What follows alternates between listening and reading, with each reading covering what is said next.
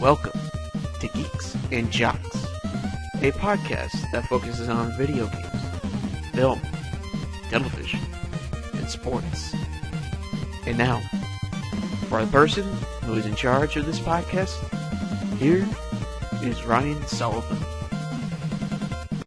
April Fools. Alright. I'm filming on April Fool's Day, so this will be up the next day if you're hearing this right now. So, welcome back to Geeks and Jocks, and I'll tell you what, NCAA basketball is going to be interesting for the upcoming weekend and the championship game next Monday. And really, it all starts with some of these surprising defeats of North Carolina and Duke over this past 3-4 days.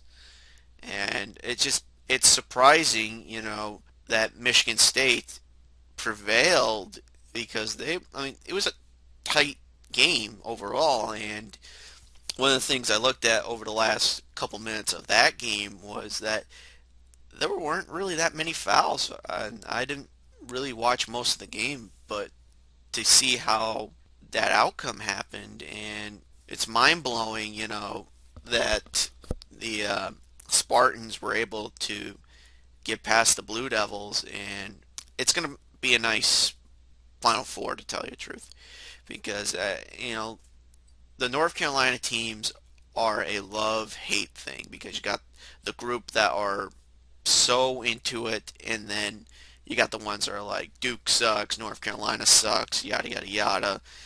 But I think the one thing that kept my eye into the basketball realm was Gonzaga and Texas Tech, because the way I looked at Texas Tech, they were a team that, they played some pretty good defense throughout the tournament, and that is one of the big things that most people, I think, tend to ignore for the most part, because you need to have some guys that are able to just block the shots when they come up in the paint, try and get those second chance rebounds and whatnot in order to go coast to coast or try and get your second shots in before the opponent's defense comes in. And I think for Texas Tech to get into the Final Four for the first time ever, it's a special treat for them. And I'd say the same thing with Auburn, which for them to beat up on Kentucky, well, win against Kentucky. I mean, people are sick of Kentucky too, preferably, well, I guess you could say mainly because of John Calipari, who, this is just my personal take on it, but I got a feeling there's going to come a time where Calipari is going to get sanctioned, because it happened to him when he was with UMass back in the mid-90s. Of course, you got the Memphis incident. I think it was with Derrick Rose, I believe. And right now, he hasn't been sanctioned yet by Kentucky, but that feeling that he could, I think it's more than just a possibility. But anyway, I believe it's Auburn and Texas Tech and Virginia and Michigan State all together. I think it's Michigan State versus Texas Tech, and then Auburn, Virginia. And Virginia to make it to the Final Four for the first time since 1984. That's interesting. And I think for college basketball, one of the things that I'm not huge on, and this goes into sports in general too, is how late these games go, because it just seems like now these days you see like 8 o'clock, 9 o'clock, and to live on the East Coast, it sucks, because there are games that go on until 11, 11:30, maybe midnight, depending on how the game goes and whether there's lengthy delays or other things that might disrupt the completion of the game. And unfortunately for something like the NCAA, it gets ratings because you got the entire country trying to watch it, and for the people on the East Coast and maybe even the Central Time people, it doesn't help when they have to go to sleep and go to work early in the morning and stuff like that. And it it just it's just too bothersome. And this is one of the things that, not just NCAA, the NBA. I mean, 9 o'clock games on like Tuesday nights and stuff. It's like, why? Why do you do that? And to be fair, they for weekends, I believe they do 8 o'clock. I'm not sure for Saturdays, but I feel like they did it for like Friday night games and Sunday night games. That way they're not too vicious with their scheduling. Like I remember for a long time, not the NBA, but Major League Baseball, it's like they had the most screwed up like pitching times for when the first pitch was going to happen. And I just I just wish they would have like a game where it starts at like 7 o'clock or something, or 7:30. That way, for people to all over the country be able to watch the game in its entirety, and for it to end at say 11 or 10:30, I think would be a huge treat. As long as the games don't become like high octane offenses like what it was a couple of years ago between Houston and Los Angeles. Yeah, some of those games, it's like that World Series in particular. It was like, how are these guys still playing? They tied it up, and that sort of stuff. But yeah, back to my point with basketball. Anyway, it's just it sucks that they couldn't have it on something other than a Monday night. Like, why not have it on like a Sunday or a Saturday for that matter? It's not like competition is that fierce. And the only big competitor, if you're looking at TV overall, I mean, what, NASCAR or whatever the big four are airing? I mean, it's not like The Simpsons is going to dominate Sunday night or Family Guy or whatever NBC might have or ABC or heck, maybe even, well, actually, you know what? Depends on whether there's reruns of stuff like The Walking Dead and all that garbage on cable. I'm trying to think. I gotta say, I'm trying to think now. I want to say it's on CBS this year, so for the national championship, because 2016 was on TBS. That was a great game, Villanova and North Carolina. And then there was North Carolina and Gonzaga, I think. That was on CBS, I believe. And I think last year was on TBS, so it should be on CBS. So, yeah, it's got to be on CBS next week. But it's not like the competition is going to be that fierce. But there was also an interesting thing about, this comes from this big superstar in Brianna Stewart. And she, for those who are wondering who she is a upstate New York girl, played 4 years at UConn and won 4 championships, won all 4 years there. She is with the Seattle Storm for the WNBA. She, I believe, is a league MVP now and won a championship with the Storm. So she's done quite a bit of stuff over the last 10 years or so, going back to her high school days. And she's only like 24, 25. So what she's done is rather impressive.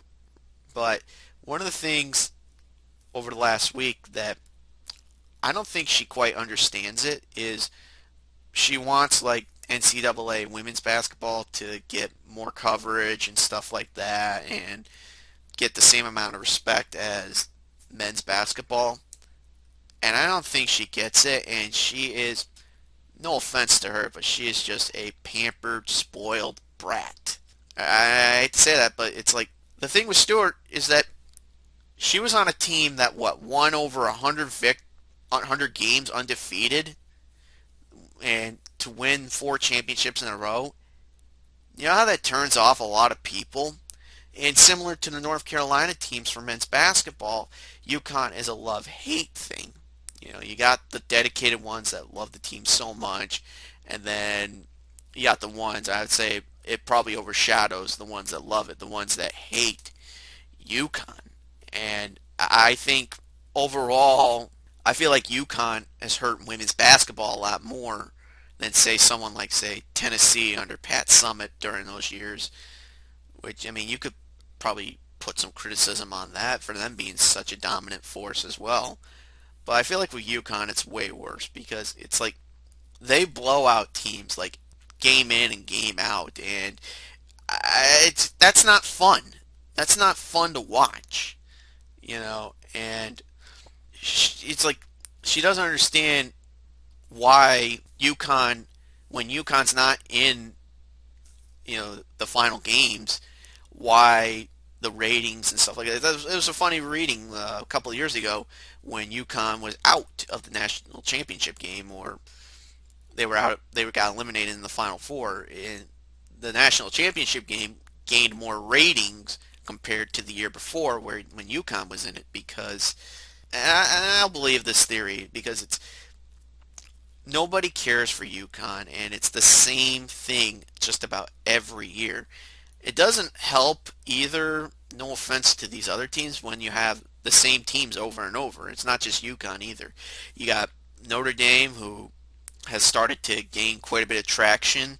You have like Mississippi State and whoever the fourth team could be. But when it's the same three or four teams every year, people get turned off by that. You know, and it's funny because this is roughly around this time now with seeing the Golden State Warriors in four straight NBA Finals appearances going back to the 2014-2015 season. And it definitely, I mean, the ratings,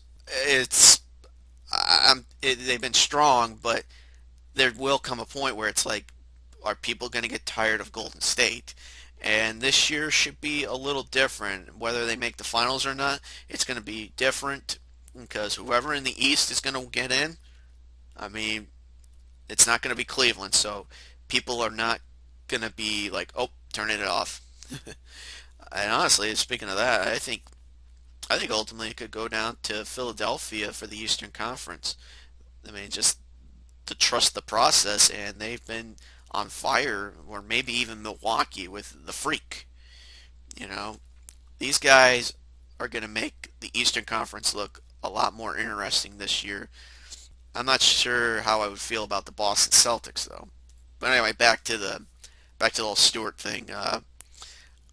She just doesn't get it, and hopefully she can take off her like biasness and realize why UConn is hated and why women's basketball doesn't get much respect.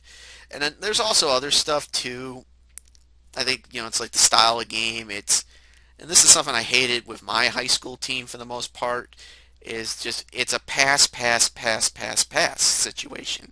It's like, and while you can have some decent games with that kind of mentality, most of the time it's low scoring affairs. The audience, the attendance. I mean, there's not really huge attendance. Like going to my first college, like nobody really went to girls basketball games, and that was also the same point with like men's basketball a little bit too. It's like there has to be enough interest, and you do have those teams that do get quite a bit of people for women's basketball, but there's not enough interest. And I mean, that's not to say most women's sports are unwatchable. There are quite a bit, and especially come next year with the Olympics, you're going to see quite a bit of attention go to some of those women teams that could go for the gold, silver, and bronze.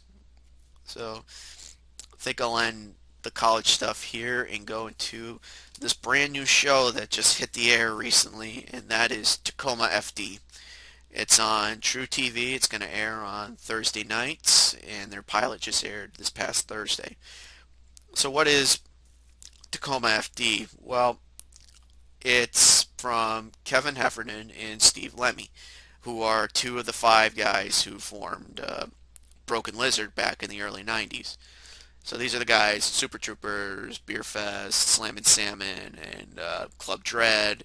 They do got another one of their guys on there too as a producer for the show, but The premise of Tacoma is that it's a bunch of firefighters in Tacoma, the wettest city in the country, and they're just doing stuff to alleviate the time until they have to do stuff like save kids from wells and battle a big fire and all that. Just help out in various ways. And outside of that, doing pranks and getting into contests and stuff like that. And that was the case with the pilot. They were trying to get some like they were trying to have a contest with like to earn like a gift certificate, like $500, like alpaca type stuff. And they hold a few contests, and some of the stuff was very familiar to me because Heffernan and Lemmy did a web series on YouTube about 6 years ago called The Adventures of Fatty and Tatty, and some of those stuff that happened on that web series appeared in Tacoma, and I still found it funny because they didn't. I mean, it's still the same stuff, some of the same stuff, like six saltines in less than a minute, and a big pissing contest, like drink a lot of water and see how much piss you can whiz out.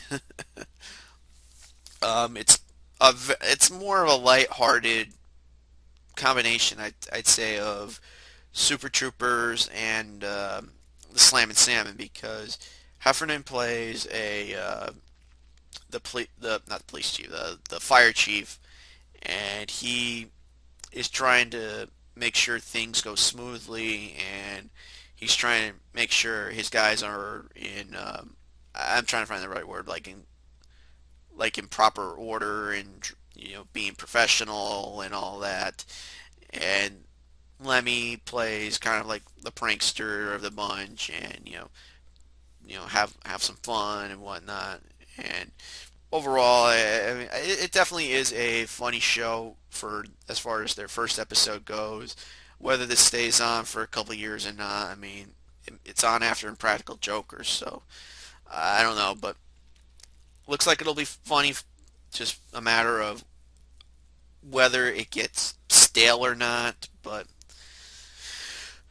wait and see what happens. And there were some movies, getting into the movies now, there were definitely some stuff that, as time has gone on over this course of this short year so far, there have been some movies that I would definitely be wanting to see. And this one was interesting because this was a couple weeks ago, and the trailer it looked funny. It looked like a teenage version of Superbad, which is pretty fitting because Seth Rogen's in it, and it's called Good Boys or The Good Boys.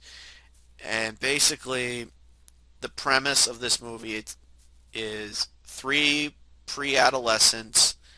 They One of them's invited to like a party, and it might involve kissing, and they want to learn, how that works and all that. So they have a drone that is very coveted by one of the kids' fathers.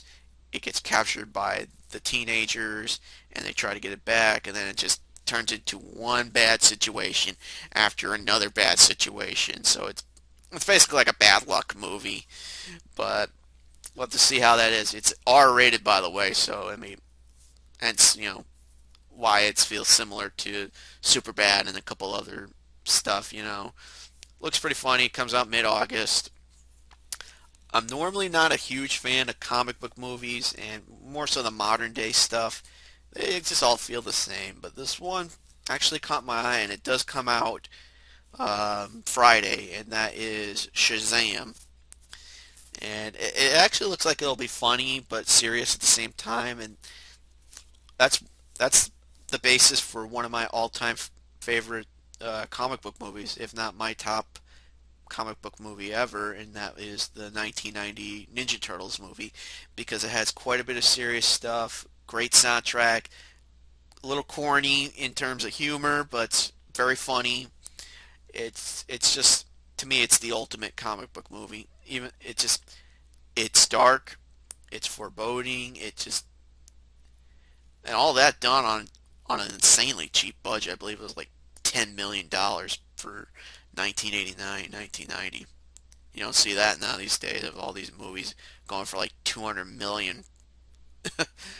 But Shazam looks interesting to me, and outside of some Disney stuff like Aladdin and The Lion King, this this one particular movie that comes out later this year caught my eye, and that is Brian Banks, and that's being directed by Tom Shadyac. Shadyac, who directed a few Jim Carrey movies like Ace Ventura, Liar Liar, Bruce Almighty. He also directed stuff like The Nutty Professor 1 and 2, Evan Almighty, and a couple other movies. But Shadyac is doing a serious movie, and it's the story of Banks. For those who are wondering, he was a high school kid, was set to make some big noise in college football when there was a rape allegation, and he spent 5 years of his life in jail. He got exonerated. He's tried out for the Atlanta Falcons, and about 3, 4 years ago. I mean, this guy's gone through a lot of hell, and they're doing a movie about it. Now, I don't know whether this will be a good or bad movie, but I'm definitely interested because it's one of the great stories that, it's like how false reportings can hurt someone. And I believe it comes out either in like July or August, so I hope to see it then. Other than that, there isn't really any other movies at the moment that I want to see. Might be one or two that I can't think of off the top of my head. So, yeah, that's all I really have to say with movies at the moment. And one of the things now going into gaming is I wound up buying a NES Top Loader, Nintendo Entertainment System. So I'll talk about buying that for the end of this podcast. So I had a job application to send to a baseball stadium because last year I worked as a in video production, and I did various stuff, mostly being on video cameras and being on the replay system, which I think I only did a couple other positions once, like graphics and stuff like that. So, but anyway, I had plenty of time to kill because I didn't have to go to work until like 3 o'clock in the afternoon. So I thought, let me see if they had anything at this game store that's not too far. It was about 5 miles from there, but it definitely took quite a bit of time because traffic was getting heavy and all that. And this game store, which I'll protect for now, I'm not going to mention the name of it.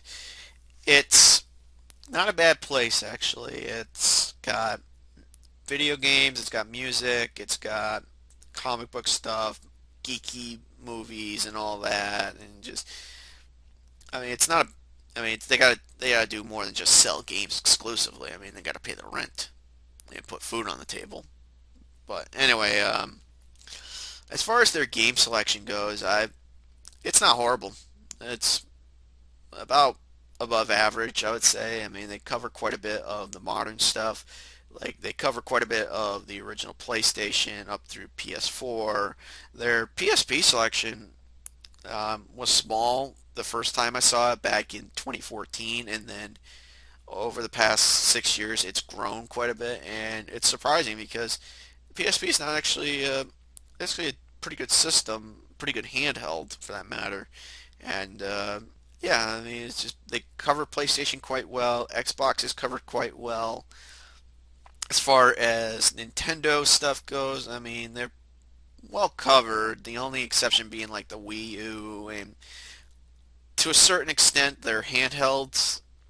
There's quite a bit of Game Boy Advance games for sale, and some of them quite cheap. And I kind of wish I bought some of the games like Crash Bandicoot, the Huge Adventure. That actually looks like a game I would definitely play on my Game Boy Advance. Other systems, I mean, they got some Atari, like Atari 2600. Surprisingly, they still have 3DO games, which is a shocker because 3DO came out back in '93 and didn't really do all that well. It had a decently sized library for the most part, but I mean, it's not easy to find one, and not many other stuff. I think like just I'm trying to think of, like they got plenty of controllers and stuff for all these various systems. Sega systems. I mean, the Genesis is pretty much well regarded, and not much for other Sega systems like the 32X, Master System, Game Gear. I don't even think I even saw Game Gear the last few times I've been there. So Dreamcast, not really much coverage. Same thing with Saturn. Anyway, so they keep a number of their systems either behind the counter or in glass displays, and they had quite a bit for their display case, and they had like a Sega CD, they had a Dreamcast. The Dreamcast, I believe, was like 50, either between like $50 or $70, which that's not too bad. I mean, kind of risky because the laser, from what I read, is can go out over time. So, yeah. And one of the things they had was this NES Top Loader. And at $130, I was like, I'm not sure about that. But then after some thinking for a little bit, it's like, no. You know what? I got quite a bit of games for it. And just for a quick thing, my parents got an NES back in 1987, and it lasted quite a long time. The NES, and probably stopped working around 95, 96. So, and I asked for an NES for my birthday back in '09, and it was nice to play and try out games, collect games as well, and I really built a decently sized library for what I have and quite a bit of great games. It might be my favorite Nintendo system ever. It died off the original model that I had. It died about at the end of 2017, and so not being able to play NES for a long time until now. I mean, it is disappointing that the top loader doesn't do AV outputs like yellow and red wires, but to be able to play the games with better reliability compared to the original model, that's something I'm gonna enjoy quite tremendously because the original model it was designed to be looking like a toy. It looked more like a kid's version of a VCR, and you insert the games like a VHS tape, and the unfortunate side of that is as you insert the game, the pins get dirty and the pins start to bend a little bit, and it just you know it sucks because you don't know how much time you're going to have on an original model NES. You just don't know, which is a shame because it's such a great system, and I hope that they learned their lesson as I'm hearing with the Switch getting a revisions now, because Nintendo, and this is one of the things I will never understand, is why they waited until the last minute to re-release some of their home consoles. And the NES is one of the big things that I don't get why they didn't just re-release the system back when it was still selling big, back in like 1990 or 91. To wait until 93 to re-release it and then be finished with the system more than a year after it comes out. I mean, I just don't understand that philosophy. Same thing with the Super Nintendo, though, but that's to a lesser extent because I mean it's a top-loading system, the Super NES, and I mean the original models are more coveted anyway because it's like certain ones have like good audio chips and stuff like that. Same thing with like the Sega Genesis too, but yeah, I've gotten some good enjoyment over the last few days of playing the NES Top Loader. A handful of games that I have don't really work on there. Just need to clean them, I guess. But to be able to play some of the games like Ninja Turtles 2 and Legend of Zelda, Mike Tyson. I greatly enjoy the NES, and I hope to enjoy this top loader for years to come, hopefully. All right, so that should wrap up episode 13 of Geeks and Jocks, and from the way it looks like, probably we'll end this podcast in May, and we'll probably kick back things and start fresh with another set of podcasts in the fall. I might put in, as I said in the last podcast, maybe try and get a podcast in around 4th of July or something like that. And you know what? I've greatly enjoyed this because I feel like there's more than enough fresh material, and I hope that's the case with the next few episodes. So this has been Geeks and Jocks, episode 13.